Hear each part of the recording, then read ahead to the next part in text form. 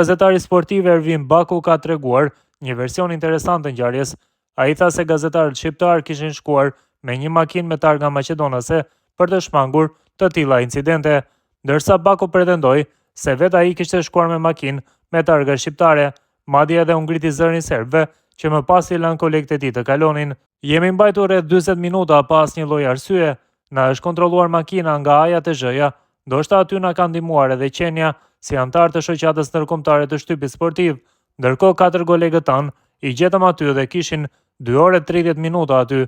Kur mbërritëm në doganën serbe, gjetëm 4 gazetarë me një makinë me targa maqedonase, ndoshta sepse nuk donin të kishin probleme gjatë rrugës. Ne vendosëm të vini me targa shqiptare. Me mbërritjen tonë në dogan, kolegët kishin 2 orë 30 minuta dhe i lëshuan pas 10 minuta që ishim ne aty. Unë ju ngrita zërin, ata na kontrolluan makinën, sikur ne të ishim njerëz ordiner. Nuk e kapëm dot konferencën e Silvinjos. Policia na ka në monitorim, na monitoron çdo lëvizje. Ata thonë që për sigurinë tuaj duhet të jemi kështu, shpreh gazetari Ervin Baku. Vetëm një ditë para ndeshjes Serbi-Shqipëri, policia serbe ka shoqëruar gazetarin dhe komentatorin shqiptar Dritan Shako Hoxha. Shoqërimi në polici vjen vetëm 24 orë para duelit mes dy kombëtarëve dhe besohet se mund të ketë lidhje edhe me ngjarjet e ndeshjes së vitit 2014 kur Shako Hoxha ishte pjesë e komentit nga Beogradi.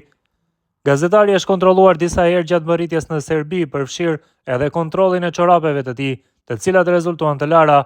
Pas këtyre kontrolleve, Shako Hoxha është liruar dhe ka deklaruar publikisht: "Unë do të shkoj ta shikoj ndeshjen, veprimet e qëllimshme dhe të papërgjegjshme janë këto, asgjë më shumë se kaq."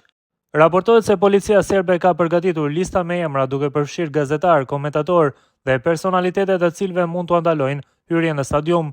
Situata gjithashtu ka ngritur shqetësime për të drejtat e lirisë së medias dhe ndjekjen e ndeshjes nga tifozët shqiptar.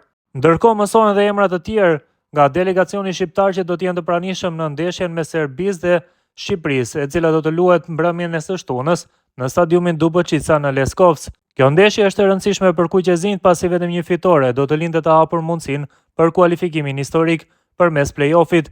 Megjithatë, kjo nuk është vetëm arsye. Rivaliteti historik me serbët e bën këtë ndeshje jo vetëm të rëndësishme për të fituar, por rrit shqetësimet për provokime nga pala serbe.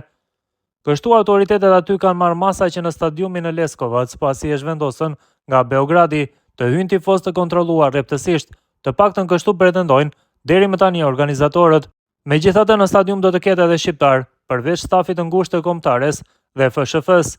Një delegacion shqiptar me politikan, njerëz të sportit dhe të tjerë ndodhet aty. Mes tyre është edhe deputeti dhe ish ministri Taulan Balla, tashmë kryetari i grupit parlamentar të Partisë Socialiste, si dhe presidenti i Vllaznisë Alban Xhaferi. Këtë e zbuloi gazetari Tami Kona në një komunikim live me gazetaren Dafina Hysa në emisionin Breaking.